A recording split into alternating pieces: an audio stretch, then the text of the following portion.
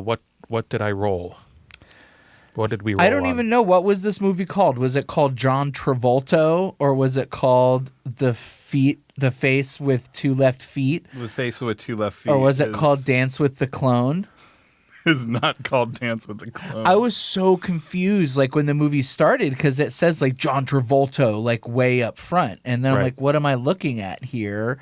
And then I see that it's called The Face with Two Left Feet. But then, like, literally on the disc, instead of saying play, it says Dance with the Clone. Yeah, I didn't know if it was like a sub-menu. Right. Well, we didn't know because, like, it said it had Dance with the Clone and then, like, Code Red trailers, right? So it's like we knew that this is a Code Red release, so we could, it makes sense. You were just, like, kind of put two and two together. Like, oh, it must be Dance with the Clone. Two left feet together? Right. Yeah. It wasn't, like, play or start. No. There was no chapters, by the way. There was no audio. There was no special features. No, just trailers. It was just Code Red trailers and Dance with the Clone. Right. So we chose to Dance with the Clone. Oh, did we? Wow. Boy, did we. So one thing I have to get off my chest. Mm-hmm. Please be your Once, and then it's just John Travolta tattooed on my chest. Please, God. The spirit of this movie I appreciate. Once you realize that all of his friends, this Johnny character, the cook guy, they're just every night they want to go and do something. Yeah. And they would just want to have fun. Yeah. And it's like, oh, what can we cook up this week to kind of amuse ourselves? They don't have a lot of varied interests, though.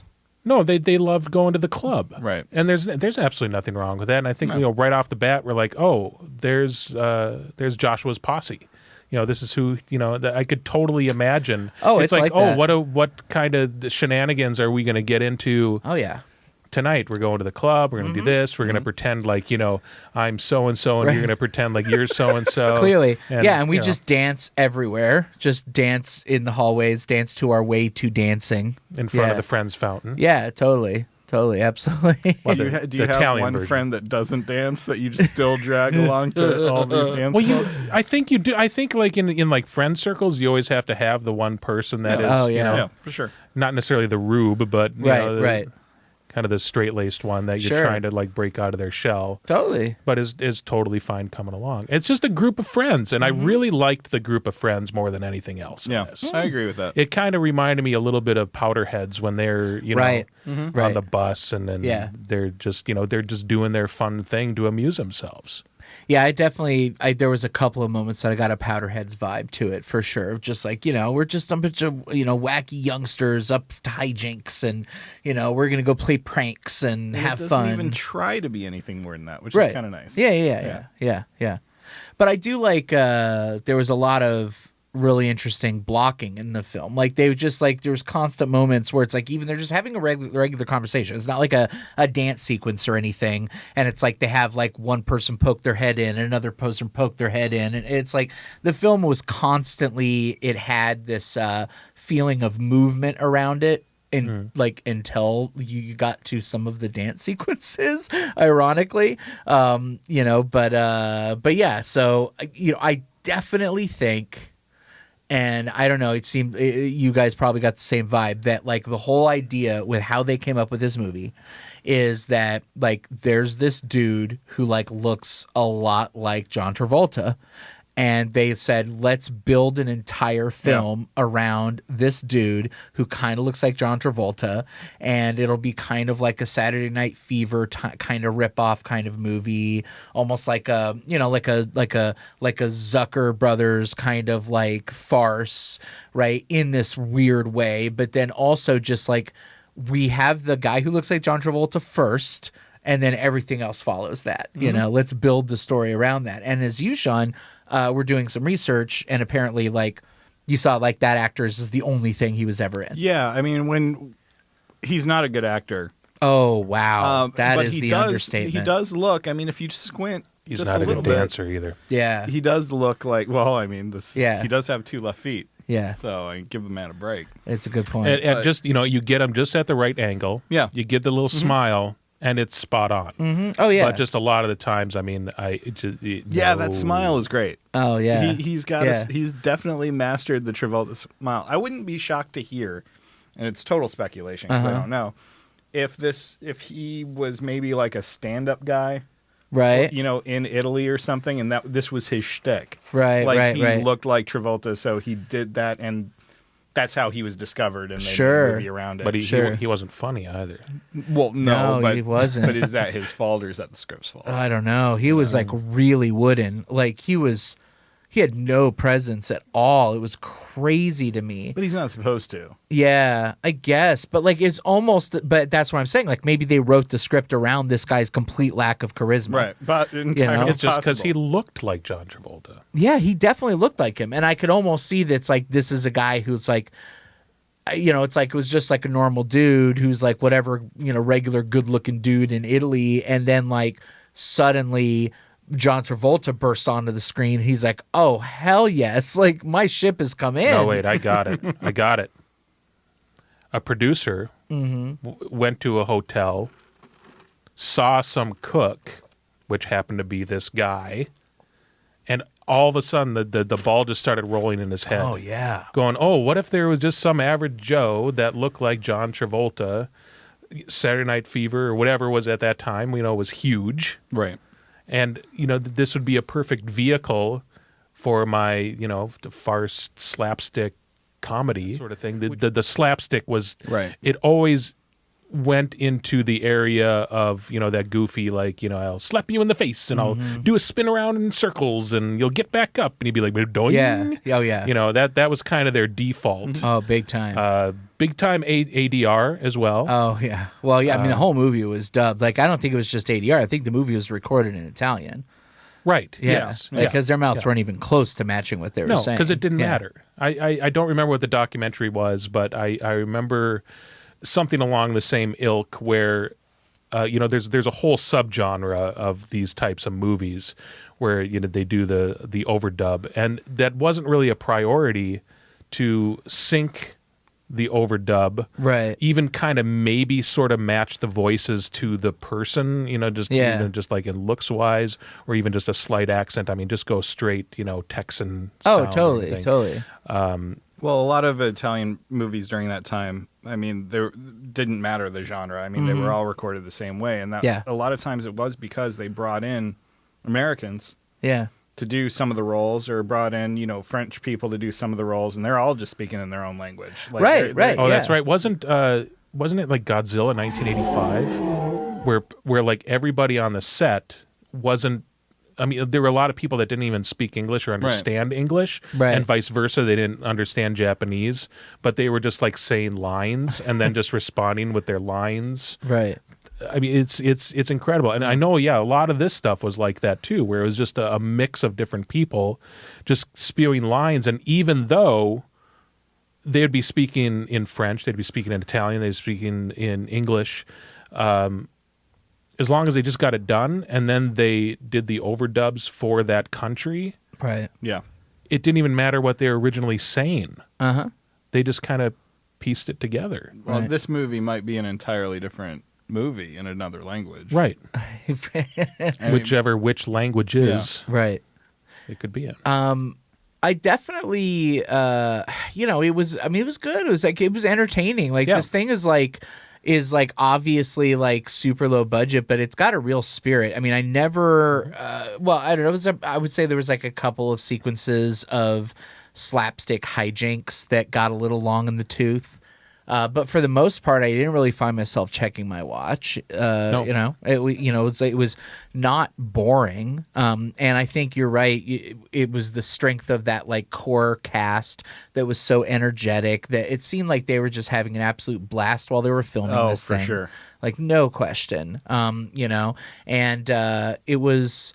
Yeah, so I guess, you know, just like the plot of the film is there's just like these friends that are hanging out, and like one of these guys is just kind of like, you know, he's like the straight laced, doesn't really dance, is kind of awkward, you know. Yeah, like, they love the hotel employees love to go to the discotheque.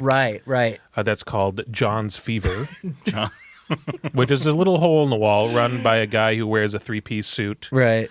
who seems to not like squares. I guess to bring back a 60s moniker. No, I think he's fine with him being a square. He just doesn't like that individual. That individual because he's Mr. Destructo. Yeah, he's constantly breaking glasses and disturbance. Yeah, exactly. Well, maybe because I'm sorry, spoilers. We find out that he was dating the DJ lady. That's true. So maybe every time that when he was watching him at the club, and Johnny is kind of like creeping on her, and he was constantly. creeping on her. Because he's really into this lady DJ named Elona. And she is angelic. Yeah, exactly. Who kind of dead-eyed stares and like moves around a lot, but so he's like really into her, and of course he's like such a square that he can't possibly get close to her. And then they find out that John Travolta is going to be visiting their city, and the hotel. The hotel, right? Yeah, exactly. It's like, oh my god, and like one of the girls in the group is like just in love with John Travolta, and she's got a poster of John Travolta, and like at one point they like draw a mustache on it like as a joke, and she's like, wait a minute, so she draws glasses on it as well, which is actually like on the back of this thing, and then they're like, holy crap, it looks just like Johnny. And so they hatch this whole hijinks plan to basically have him be an imposter and pretend like he's John Travolta to be able to get with Elona, so that she'll like pay attention to him and everything. And that's like kind of the long and the short of it. And and I was fine with it. Yeah, no, absolutely. Like I said, it was the shenanigans of the week, type thing. It's like, what can we do to amuse ourselves and then help our friend out? Yeah, whether it's playing a prank on the hotel like desk manager guy, which I enjoyed. I enjoyed that part of it. I enjoyed the guy that kept getting locked into the store every night, so he never left the store, and throughout the whole thing he just get more disheveled and more kind of animalistic toward the end. And at one point lost his humanity. And at one point, like, kind of going into the whole like desk manager thing, because at one point where he's thinking he's just hallucinating everything, and he's thinking that John Travolta is a hallucination. Like, he sees the guy locked into the thing, and he thinks he's hallucinating that too, because it's just this guy locked in a store looking all crazy and disheveled. I did like how all those individual stories set up that like gauntlet that he ran through in that moment. Right. Because you had the guy that they only shaved half of his face. Yep. And he ran into him, thought he was hallucinating that too. Yeah. They set up a lot of things, and they paid off a lot of things. That paid off. Yeah. Which is not usual for the selections that we because they're usually, because even the ones that are high in energy, it's just such a manic kind of energy that they don't really bring everything together at all. I definitely think that the most unintentionally hilarious moments in the film, though, are the dance sequences with Johnny, because you can tell that they got this guy who's like, of course, looks a lot like John Travolta, and they dressed him up like him, so he looks like him. And then you can tell that, this poor guy, they probably did like so many dance rehearsals with this guy. Oh, yeah. And the best they could get out of him was, okay, well, we're going to do everything but at half speed. And so they like just do these like dances from Saturday Night Fever, but at half speed. And he's just awkward as hell doing it, like to the point where he's like doing like these spins with the girl, and it's like just slowly and awkwardly spinning around is incredible. I just couldn't stop laughing at those parts. That was so freaking funny to me. And I don't even know. I mean, it kind of seemed like they had to steer away from some of the actual choreography from Saturday Night Fever. And obviously, they did a lot of cuts too. So you'd see a close up of his feet, just kind of going. Yeah. And then they would do kind of a mid shot from the waist up, and he would go. Right. Like that. And I did say, it's like, oh well, I could do that. Yeah, exactly. And I'm not. I really do not have rhythm. I'm kind of like all over the place. If you ever did see me dance, I can't wait. I can't wait. What does that mean? You want me to get up on the table right now? Sometimes, like a birthday wish, I'm going to make you dance for me. Is there a bearded dancer that you look a lot like that we can recreate this movie? We can capitalize $200 a night. It's so good. It reminded me like that. Just the whole plot point. It reminded me of was Ocean's 12. When like they're like, I thought that too. I was like, gosh, this is like when they were like kind of plotting and trying to put everything together. I wanted to say this is like Ocean's 11 or something, Well, no, specific Ocean's 12 because that's the whole joke in it is like that because they're trying to do a heist and they're like, our friend really looks a lot like Julia Roberts, that's right. And it's obviously it's actually Julia Roberts, but that's the whole thing. So they like make it look like she's Julia Roberts. Gotcha. Yeah, and I'm like, did they get their idea from this movie? Of all places? I'm sure. Yeah, I'm sure. Absolutely. No question. No question. I did think that they might have took the Saturday Night Fever joke from Airplane.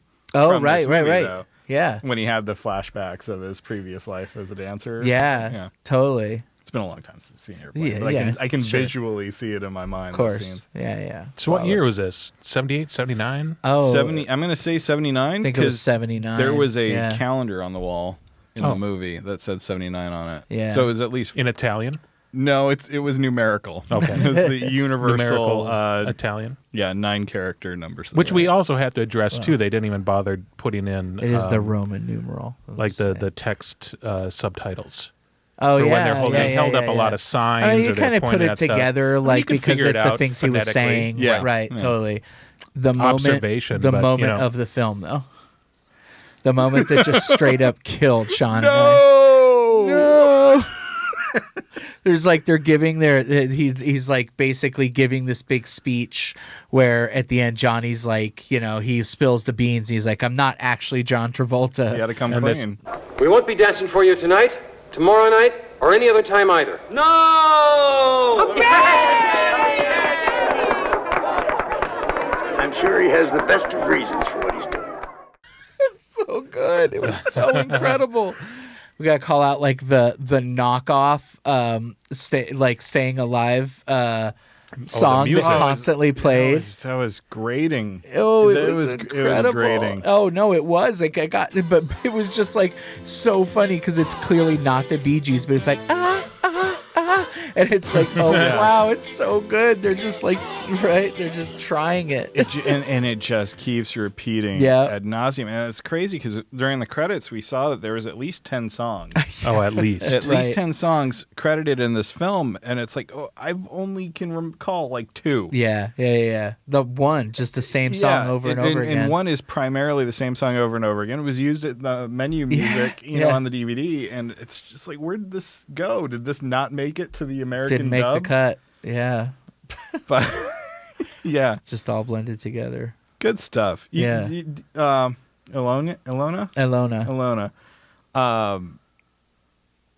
So I'm not used to watching films rated PG, especially that came out of Italy in the 1970s. Is this PG? Yes. Well, according to Letterboxd. Okay. I don't know if it really has an American rating or not. Yeah. Doesn't say on the back or anything? Let's see. Because there was definitely nipples. Does say PG. Italy.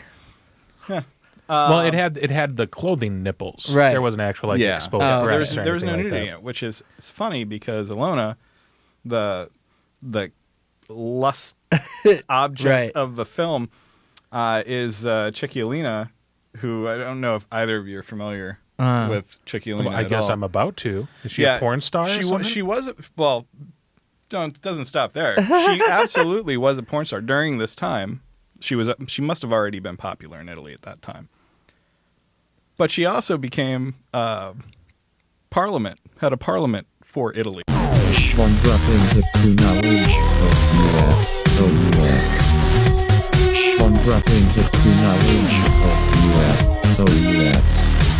of Okay, I remember in the late 80s. Wow. I remember that. I didn't recognize her on the film, but when I saw the credit on the back, I was like, oh wow, really?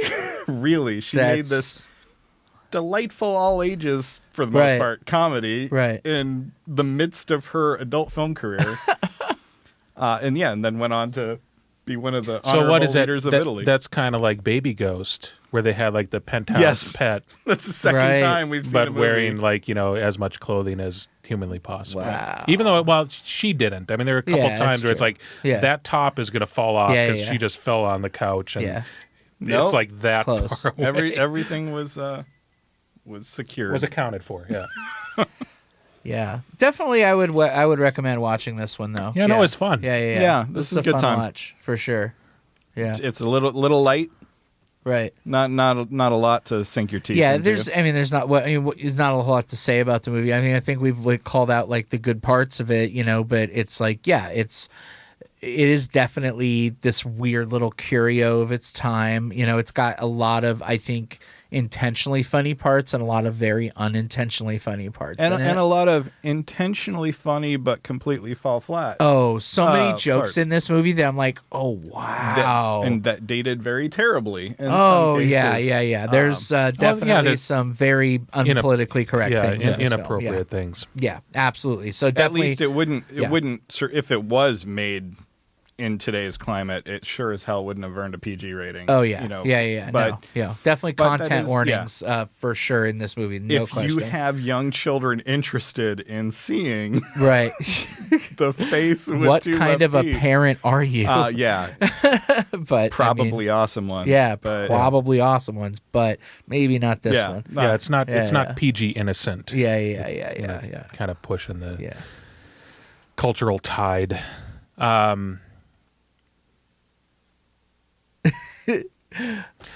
When this came up into my View and Spew recommendations based on other things that I bought, I was apologizing when I realized what this was. Because this was one of those that I'm like, I don't know where this is going to go. Right. Because the reviews are not very favorable overall, and I can understand that. Mm-hmm. But in the context of what we like, sure, it had music, it had dancing, it had a group of buddies doing nonsensical things, and a structure where you had payoffs as well. Yeah. Also, and chickens. We're broken. Like, we've watched so much absolute bullshit that like something like this is like a breath of fresh air. Like, yeah, it is. So it is though. I mean, it's funny how those little things work out. Yeah. Because we were all pretty high on Baby Ghost before we watched it. Oh, yeah. And you were so down on this. Oh, yeah, I was a little bit concerned about it, and that turned out all right. Yeah. It turned out good. Yeah. Just as goes to show you never can tell. No. Right. You can't judge a book by its cover. Very true. Right. Very true. So, the more you know. With that being said, we also have a little package that's sitting on Yeah, here. what's this? What is So we've been in what's in a bag? It looks like an evidence bag. Yeah, I've been like curious. It says View and Spew review on it. Yeah, no, it showed up. I have no idea what this is. Do you seriously have no idea what this is? I don't know what this is. I don't buy it. It's literally got an address like markered out on it. No, I did that because I don't want people to know where the Don't fuck ruin the illusion. Seriously, that just came to us? All right, you're not even messing with this. Yeah, no, this wasn't, written on here. That wasn't all crossed out. But okay. What was it addressed to, though? Was it addressed to you? View and Spew. Yeah, no, it's View and to Spew here. Towers. It's addressed to View and Spew review. No. Okay. Good enough. All right. I don't know what this is. Let's see what's in the bag. Who wants to open it? How do we know Who likes to for open View packages? and Spew review? Who doesn't like to open packages? Well, now we got to know what's in here. Because there's a lot of unanswered questions here, Sean. Halfway. All right, I'll open And the Josh other half. can open the other half. All right, what do we got here? If it's arsenic, I'm going to be very these upset. feel No, like it's not anthrax or anthrax? anything. No. Yeah. What? What is these? What are these? These are like T-shirts. Oh my god! Oh wow! Look at this! Holy cow! What? Look at this! Red bubble. Red bubble. Red bubble Coming through. All right, what do we got here? Oh yeah! Oh yeah! Look at that! I'm just going on to the next one. Look at that! That is amazing. What does that say? Supreme Breen? Oh, that's good.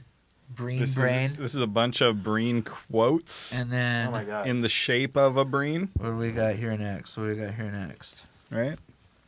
Or shape of something? No? Just circle? It's like a bunch of quotes with Breen. And what's this one say? Eat tuna out of the can. Oh, it's so good. And finally... Oh, there's another one? Oh, there's 4? There's 4. Oh, wait, no, that's... Wait, there's 4? No, it's 4. Wait a Oh, minute. wait, there's no, three. okay, there's 3, yeah. Okay. I have to say. Who's our mystery host? What's happening? Is it the baby ghost? Yeah.